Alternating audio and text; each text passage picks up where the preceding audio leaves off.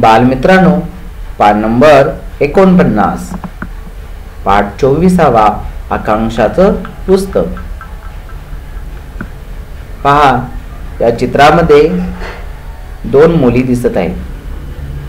डोंगर, रान दिसत आहे आणि त्या रानामध्ये अगदी बगळा, परत पक्षी दिसत आहेत वेगवेगळे.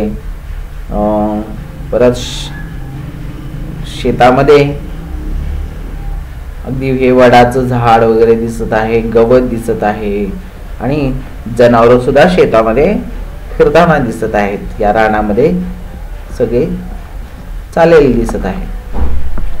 आता त्या दोन मुली कोण आहेत याची गोष्ट आपल्या गोष्टीमधून आपल्याला समजेल. पाहूया.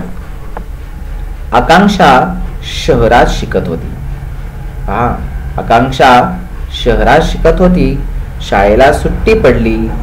तिच्या वडिलांबरोबर ती गावी आली. तिने वाचण्यासाठी गोष्टीची पुस्तकं सोबत आणली होती.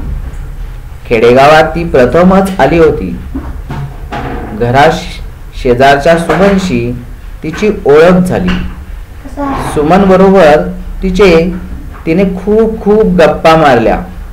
झाडे, विहिरी, पाऊस याबद्दलच्या गमती जमती ऐकून तिला फार मजा वाटली.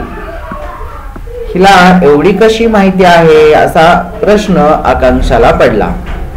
आकांक्षा सुमनला म्हणाली, मला नेशील तुझ्या बरोबर रानात, आपण खूप मजा करू. दोघी रानात गेल्या.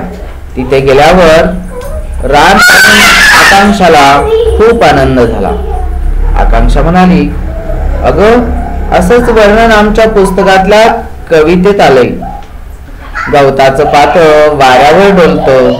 आकांक्षा, पक्षी बघ कसे उडतात ते. हा पक्षी आता असा उंच जाईल आणि झुईकन खाली येईल, सुमन म्हणाली.